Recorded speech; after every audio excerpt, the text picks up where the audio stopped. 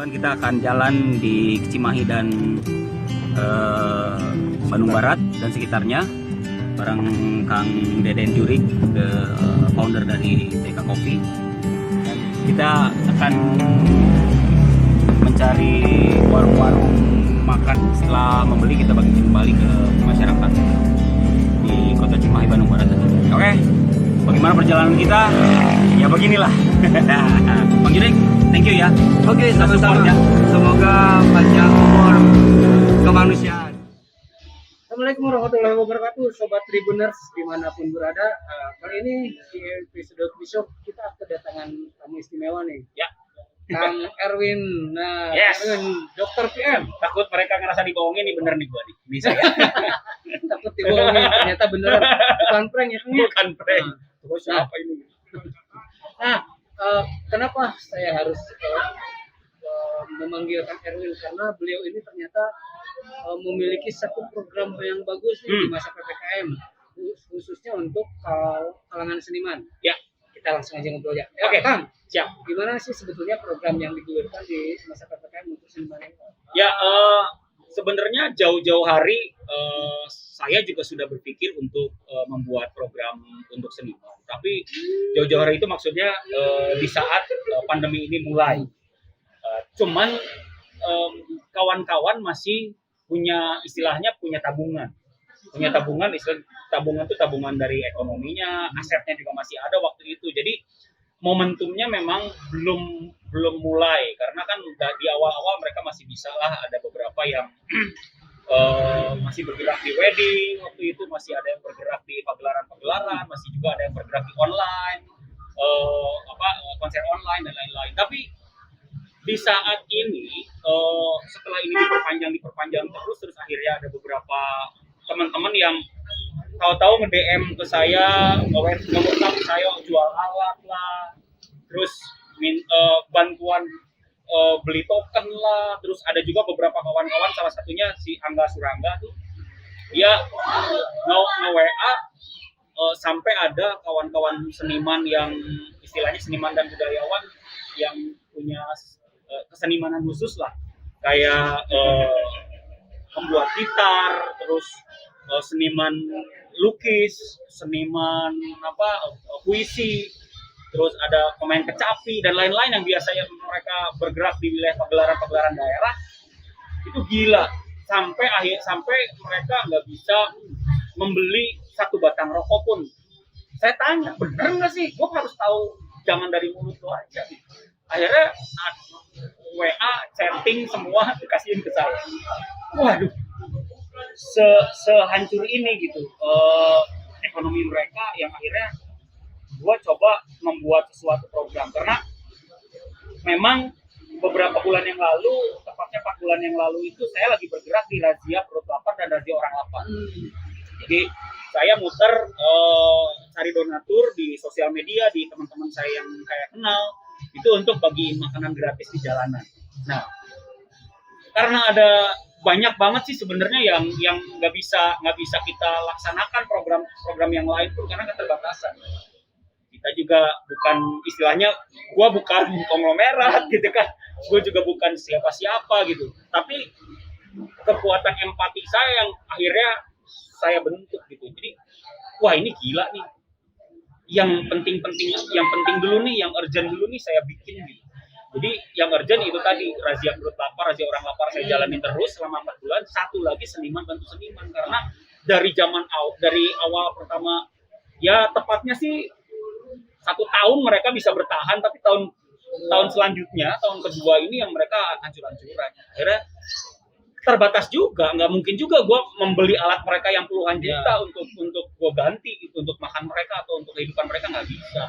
Jadi pada akhirnya kita split, banyak donatur pribadi, bukan korporasi, yang akhirnya ngasih ke saya. Terus akhirnya saya split nih, salah satunya untuk seniman bantu seniman. Saya bikinin logonya, saya bikinin movementnya juga bagaimana. Saya bikinin kerjasama, kebetulan kerjasama dengan atapkita.com, karena jujur gue nggak punya yayasan, gue nggak punya perusahaan founding gitu. Jadi akhirnya ya saya bikin takutnya mereka curiga juga kalau ngasih uang lewat rekening saya kan. Jadi takutnya ada pikiran-pikiran macam-macam. Akhirnya saya bikin ada founding digital yang akhirnya mau kerjasama sama saya bikin di situ. Akhirnya kita bisa mengajukan di saat ada terkumpul. Sekarang juga belum banyak, tapi minimal bisa mencoba untuk menyisihkan untuk mereka lah. Minimal kemarin itu akhirnya tertolongnya apa? Seniman teh kudu ngarokok jeung kopi. Kudu punya token. Ada beberapa orang yang habis token pakai lilinnya nggak bisa berkarya gitu, rumahnya pakai lilin gitu, terus mereka nggak bisa makan enak gitu, nggak bisa berkarya karena lapar gitu. Akhirnya ya udah, saya coba kasih mereka, walaupun gue bilang gini ke si Angga yang menyalurkan kan, karena saya juga ribut dengan yang lain. Angga saya suruh, lu wakilin gue untuk menyalurkan ya. Jadi dia kan seniman penulis tuh, dia penulis, ada musisi indie juga ya. Bantu teman-teman lu dekat dulu yang benar-benar suka curhat ke lu. Ini ada beberapa budget yang gak banyak, tapi minimal kita salurkannya lewat kebutuhan mereka. Kalau kebutuhan merekanya harus dibeli, harus kasih uang. Akhirnya ya udah, kan kayaknya mending kita kasih uang deh. Walaupun 100.000, 150.000 sesuai kebutuhan mereka. Kalau cuma token doang yang dia butuhkan, ya udah. Masih bisa beli beras, boleh lah kita kasih 50.000 token berapa lama, tapi kan itu akan rutin.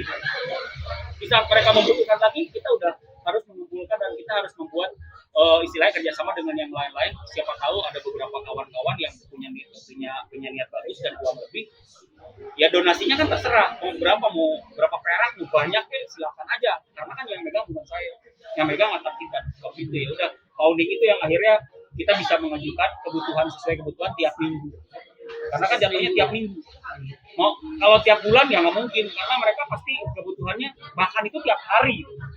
Kalau kita ngasih tiap hari juga nggak mungkin gitu. Kekuatan kita nggak sebesar itu. Jadi kita kasih per minggu lah, kita coba keluarin uang, kita split aja dulu. Yang belum pernah kebagian aja dulu. Nanti kalau yang udah kebagian, tinggal mereka minta lagi. Kalau kebutuhan tokennya habis ya udah kita kasih, biar mereka bisa berkarya. Kasihan. Jadi ada seniman pelukis, seniman lukis mati lampu, dia bingung. Gimana mau melukis gitu kalau udah kan biasanya inspirasi mereka malam itu kalau udah mati lampu udah bingung, mereka nggak bisa berkarya dan nggak bisa menjual karyanya. Kasihan. Akhirnya ya dari situlah kita pengen muatin seniman bantu seniman sekuat kita dulu aja, tapi semampunya kita dulu. Tapi kan ini akan jadi trigger dan akan jadi isu positif dan akan jadi satu inspirasi dan penggugahan lah buat para donatur yang akhirnya mudah-mudahan sih bisa kita bisa mengkolek dana lumayan banyak untuk kita bisa rutin ngasih ke mereka walaupun nggak banyak gitu hasilnya. Nah ini juga baru gue bikin kerjasama sama atap kita yang seniman bantu seniman, baru banget. Kalau bisa dihitung belum sebulan, nggak, baru 2 minggu lah gue kerjasama yang seniman bantu seniman. Kalau bisa lihat di atap kita juga baru ada yang bantu 100.000, baru ada yang donasi. Ya udah nggak apa-apa, gue bisa split dari yang udah lama. Kita tembakin ke situ, kita split aja, disirkulet aja lah si bantuan itu, nggak jadi masalah. Seniman bantu senimannya baru 2 minggu. Tapi untuk yang program sebelumnya udah berjalan, udah 4 bulan lebih lah. Saya bikin sampai Angkau Tibok yang bikin mulai razia orang lapar ini, kita bareng-bareng bergerak. Saya juga cari donasi, Angkau juga cari donasi, dan dia sudah bikin dapur umum. Nah itu udah jalan kalau di Bandung ya. Nah saya itu menggerakkan razia perut lapar di Cimahi dan Bandung Barat. Nah ini baru kemarin juga, baru seminggu ini saya kerjasama sama BK Coffee di Cimahi. Itu yang akhirnya sekarang lagi saya samakan kerjaannya di jalanan bareng sama kayak sama kayak Tibo. Jadi kita bikin base camp, kita kumpulin donasi, kita kumpulin orang-orang yang lebih baik makanan ataupun dana gitu. Kalau dana kita beliin. Jadi gini caranya, kalau razia perut lapar kita saling bantu. Ada donasi per tiap Jumat, saya bergerak di Cimahi dan Bandung Barat itu tiap Jumat. Ada uang misalkan 1 juta atau 1,5 juta nih untuk tiap Jumat. Kita beli ke warung-warung yang kosong atau yang sepi pengunjung. Warteg kayak warung makan apa segala macam kita beli 100 pack biasanya. Harganya kalau kita dapat 1 juta berarti oke lah, kita tambahin lagi jadi yang 15 ribuan.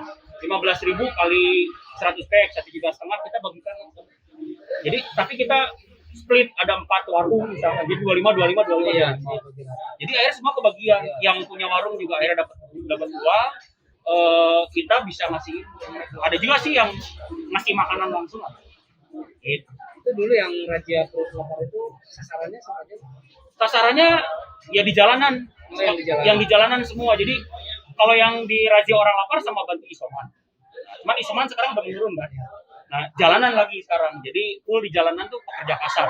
Pekerja kasar tuh kayak ada tukang becak, terus tukang parkir, terus ada juga tukang rongsokan, terus tunawisma yang pakai gerobak-gerobak ya, kayak gitu. Terus beberapa kawan-kawan yang kita lihat ada orang tua yang masih bekerja gitu. Itu yang kita coba. Ada supir angkot yang sekarang angkotnya juga sepi. Iya, betul.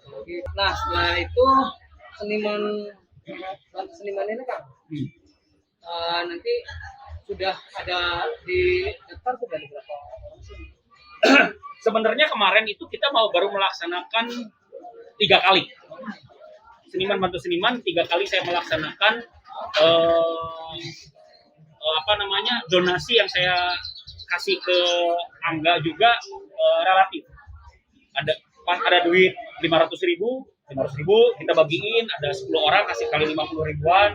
Jadi ada 10 orang kita kasih waktu yang pertama. Ada yang 100 ribuan karena memang banyak yang dibutuhkan, kita kasih juga. Jadi ada yang kemarin sempat 400.000, sempat 300.000 ya. Pokoknya agak nyampur lah. Gimana ada donasi yang kan saya mau ngasih sedikit rezeki buat seniman bantu seniman. Ini benar-benar rakyat, bantu rakyat aja udah. Jadi yang saya juga nggak bisa menahan uang ini. Saya harus langsung kasihin ke Angga, nggak sebarin. Ya siap, besok saya jalan. Di Angga yang bagian lapangan karena kita split. Angga yang jalan yang jalan lapangannya, saya yang kolek donasi, sambil sekalian kolek donasi si razia perut lapar juga kita split bareng-bareng. Kalau dihitung-hitung udah ada sekitar 25 orang. Alhamdulillah lah ada 25 orang, tapi kan kita berpikirnya 25 orang itu nanti minggu depannya pasti butuh lagi. Ya kan? Atau oke, kalau token masih bisa agak panjang lah, tapi kalau makan ya nggak juga gitu, kasihan mereka. Kemarin ada chatting yang gua sedih, bro. Ke Tasik. Jadi ada orang yang produksi gitar akustik, tapi dari bekas pintu rusak. Dibikinlah. Kita kebetulan saya ngasih donasi ke Angga kirimin lewat transfer di sana, difotoin. Ada chatting yang bikin gua sedih. Alhamdulillah akhirnya ibu bisa makan enak. Damn. Malam ini ibu bisa makan enak ya. Waduh, itu ke sini tuh kayak gila sampai seterpuruk ini gitu. Dan dia tidak bisa dipungkiri juga. Ya, punten ya, ini bukan ngomongin pemerintah juga. Pemerataan bantuan kan gak nyampe juga ke mereka, pasti belum nyampe juga, yang akhirnya data-datanya juga gak ngerti gitu ya. Ya mau tidak mau harus ada inisiatif kan sebenarnya biar mereka juga bisa hidup gitu. Dalam kalau udah drop ya bisa mati lah mereka, dalam artian mati pelan-pelan gitu. Kalau udah drop ini nggak jalan, otak nggak jalan, akhirnya kriminal kan. Nah, menghindari itu kan sebenarnya harus ada simbiosis sebenarnya. Dari hulu hilir itu orang-orang yang memang sudah punya kebijakan, orang-orang yang memang berkompeten di situ. Ini kawan-kawan yang lagi bergerak dengan konteks independen pun memang harus dikolek gitu. Karena bukan mau dibantu tapi dikolek juga nggak jadi masalah, minimal link gitu. Minimal ada beberapa kawan-kawan yang punya relasi dibuka. Ya kalau mereka bikin yayasan sendiri juga agak susah ya. Harusnya membantu yayasan yang di daerah. Yayasan atau komunitas atau pergerakan independensi memang harus dilakukan sama orang-orang yang punya potensi bagus untuk membantu. Gitu. Oke, Sobat Tribuners sih tadi sudah mendengarkan penjelasan panjang lebar dari Kang Erwin. Sebenarnya kita pengen tahu sih sebetulnya harapan kedepannya dengan program ini apa kita tanyakan. Sebenarnya Kang sendiri memiliki cita-cita kedepannya seperti apa dengan program ini? Sebenarnya bermusik gua aja belum tamat sebenarnya nih anjis. Kan belum tamat ini bermusik, saya tuh masih album solo saya ke pending, album Dr. PM Reunion juga belum dijalankan gitu. Nah, cuman karena kondisi ini ya udah kita harus bisa excuse lah, harus bisa peka juga lah dengan kondisi seperti ini gitu. Jadi mau nggak mau ini kan sebenarnya gini, di saat beberapa misalkan nggak tahu sampai kapan, misalkan toh bulan ini selesai, kan harus ada penguatan lagi ekonomi, ya kan? Ekonomi harus dibenahi di saat ini udah berhenti, misalkan mereka harus mengulang dari nol kan, semua harus dari nol. Nah, yang dari nol ini yang harus mau tidak mau pergerakan gue yang sekarang lagi berjalan ini, ide-idenya harus tetap dijalanin. Karena jujur, gue selalu melihat di jalanan lah kesenjangan sosial di negara ini sangat terlihat. Iya nggak? Sangat terlihat sekali. Ya susah kalau ngomongin agak keras juga agak susah ya. Jadi yang mampu borong, yang mampu ya borong lah, yang mampu ya punya empati lah gitu. Nah, ini ada bridging orang-orang yang ada yayasan, kayak ada komunitas, kayak ada apa yang bergerak benar-benar mumpuni, yang bisa bergerak. Ya ayo kita saling bantu untuk penguatan ini gitu. Nah, apalagi sekarang di nolinnya benar-benar di nolin malah minus kan semua orang gitu. Jadi di saat pun ada lah si pandemi ini selesai, tapi penguatan ekonominya harus berjalan. Ya mau tidak mau, gua harus jalan juga. Lu mau sampai tahun berapa? Jadi saya sempat nulis di story saya sendiri, lu mau sampai tahun berapa bikin aturan, gue juga sampai tahun segitu berbagi. Karena apa? Berbagi itu kan tidak cuma memberi makan doang. Lu kalau misalkan mau berpikir mereka minta pun berarti mereka udah nggak punya modal dan udah nggak punya apa-apa lagi untuk dijadikan usaha. Ya mau tidak mau kita harus punya satu strategi kolaboratif untuk membuat mereka bisa usaha kembali. Musisi contohnya, ya, alatnya udah dijual juga kemarin. Berarti kan kondisinya gue harus kolek lagi mereka yang punya talenta bagus untuk ayo sekarang udah selesai kita berjuang kembali, tapi modalnya mana ya? Alat gue udah dijual semua. Terus gimana dong? Berarti kan harus ada lagi alat yang mereka punya biar mereka bisa berkarya kembali. Modal. Itu kan modal, cuman gitar doang nggak dikasih makan pun masih bisa bareng-bareng. Tapi kalau alat nggak ada kelar Pak. Iya. Kita bisa bikin apa gitu. Nah gue vokalis nggak bawa alat, cuman bawa suara doang sama sosok sama mic bisa nggak begitu mahal gitu. Itu masih bisa jalan. Gitaris, drummer, lu gila, terus ada keyboardist gitu. Itu mereka tuh alatnya mahal-mahal. Ya maksudnya kalau ngomong seniman ya, kalau nggak cuma band loh, orang yang punya kecapi, punya kendang dijual loh kemarin, yang punya istilahnya ya istilah alat-alat yang biasa dia pakai orkes di daerah-daerah dijual semua. Terus gimana? Setelah ini beres, eventnya ada, alatnya nggak ada. Jadi penguatan ekonomi ini sebenarnya harus ada kolaborasi. Tujuan gue tuh nggak mau kemana-mana, gue juga bukan caleg, gue juga bukan siapa-siapa, gue hanya seniman yang ayo setelah ini jangan ngomong wacana doang, penguatan ekonomi. Jadi memang benar-benar harus ada kolaborasi antara orang-orang yang memang berkompeten di situ, baik orang pemerat, kayak pejabat, kayak aparat, kayak segala macam yang akhirnya bisa berkolaborasi dengan bridging yang di jalanan benar-benar. Ini kebetulannya agak susah karena masif. Nah, memang tujuan gue sebenarnya pengen bikin yayasan. Tujuan gue tuh akhirnya gue bikin yayasan aja kali ya. Dan itu yayasannya untuk penguatan ekonomi. Ya, sosial ekonomi, sosialnya berjalan, ekonominya pun akhirnya penguatan dari mereka. Di saat sesudah diminuskan, yayasan ini bisa mengkolek, karena kan kalau yayasan udah terdaftar. Kalau kita sudah berpikir seniman bantu seniman, sekarang ini bantu seniman cuma buat makan dan token, dan rokok dan kopi, dan keluarganya mereka tiap hari nggak mungkin tapi tiap minggu gitu. Nah setelah ini beres pandemi, kalau nggak ada yayasan, misalkan nggak dikolek terus lewat yayasan itu, di saat mereka sudah beres, yang tadi saya bilang alat gua nggak ada, mau bangun di mana? Ya udah, mau tidak mau kita harus mengumpulkan lagi donasi atau mengumpulkan lagi CSR atau apapun untuk membeli alat mereka dan bisa hidup lagi. Itu ya. Kita sebetulnya pengen tahu sebetulnya kalau Tribuners ada yang mau menyumbang. Bagaimana sih teknisnya? Kang, gimana? Oke, jadi sebenarnya gini, ada yang nggak mau ribet, ada yang pengen simple ya. Contohnya, kalau kawan-kawan Tribuner semua lihat di Instagram saya @erwinmoror_official, itu ada link. Saya ada link atapkita.com /razia orang lapar. Ya. Terus ada juga kalau lu buka atapkita.com, di situ ada seniman bantu seniman, lu cari ada di situ platformnya untuk pengkolekan donate di situ. Nah, bisa sampai ke situ. Silakan, kalau udah biasa online mah pasti sama lah semua. Cuman agak ribet prosesnya.